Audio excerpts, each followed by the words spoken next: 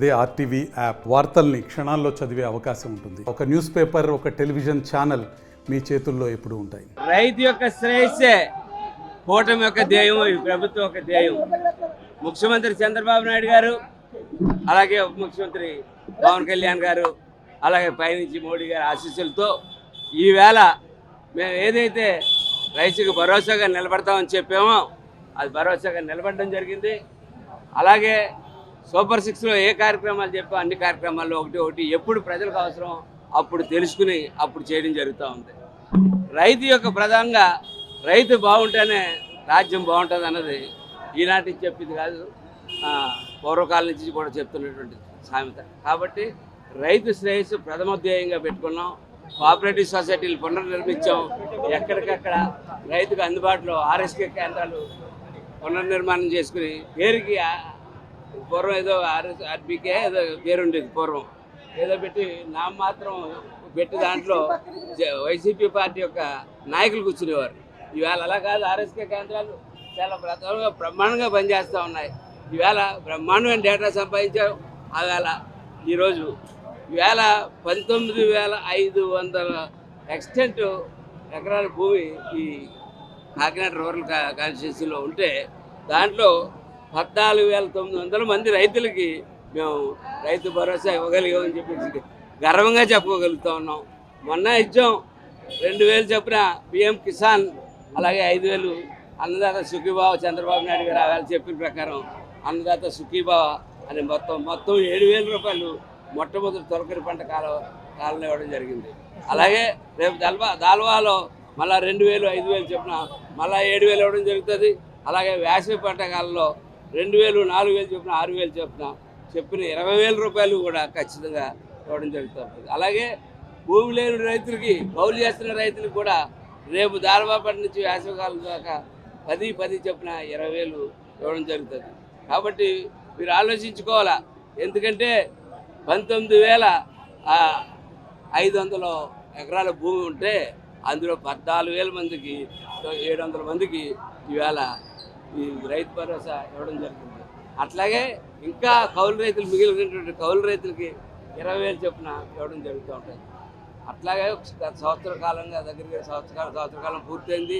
సంవత్సరంగా పండగ చేసుకుంటున్నాం, బయట తిరుగుతున్నాం అంటే, కాలు రైతులను తిరుగుతున్నాం అంటే చంద్రబాబు నాయుడు గారు, పవన్ కళ్యాణ్ గారు తీసుకున్న నిర్ణయాలు. ఇవాళ ఆర్థిక పరిస్థితి బాగోలేదు. 10 లక్షల కోట్ల రూపాయల అప్పు ఈ ప్రభుత్వం మీద పెట్టేసి వెళ్ళిపోయారు. ఎక్కడికి వెళ్ళినా టన్నుల కొద్దీ చెత్త, ఆ చెత్త ఎత్తడానికి లక్షల కోట్ల రూపాయలు ఖర్చు అవుతూ ఉంది.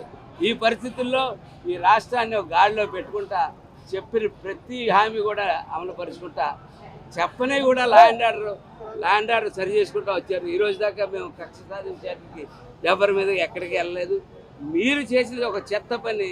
రీసర్వే పేరట రైతులకి పెట్టిన గొడవలు తీర్చి కార్యక్రమం మీద ముందుకు సాగుతూ ఉన్నాం.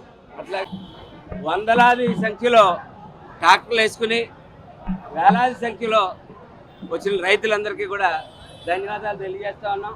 ఇవాళ చంద్రబాబు నాయుడు గారు, ఈ కూటమి పవన్ కళ్యాణ్ గారు వీరు చేసినటువంటి ఈ కార్యక్రమం నిలబెట్టుకున్నటువంటి హామీకి కృతజ్ఞతాభావంగా వచ్చినటువంటి వీళ్ళందరికీ కూడా ఈవేళ ఈ తోరంగి దగ్గర నుంచి బయలుదేరి వేలంగి దాకా కూడా ఒక ప్రదర్శనగా వెళ్ళి ప్రభుత్వం చేసినటువంటి ఈ మంచి పనిని ప్రజలకు తెలియజేయాలన్నటువంటి ఉద్దేశంతో రైతు సోదరులు వాళ్ళందరూ పెద్ద ఎత్తున ఎప్పుడు రైతు సోదరులు రాలేదు. వచ్చిన అందరికీ కూడా మీ మీడియా మీదుగా వాళ్ళందరికీ ధన్యవాదాలు తెలియజేస్తాను. కూటమి ప్రభుత్వంతో ఆనందం పంచుకోవడం చాలా ఆనందకరమైన విషయం. ఈ రోజు మా ఎమ్మెల్యే గారు పంతం నానాజీ గారు మరియు తెలుగుదేశం పార్టీ నాయకులు మేము అందరి ఆధ్వర్యంలో కూడా ఈ రైతు ర్యాలీ జరుగుతుంది.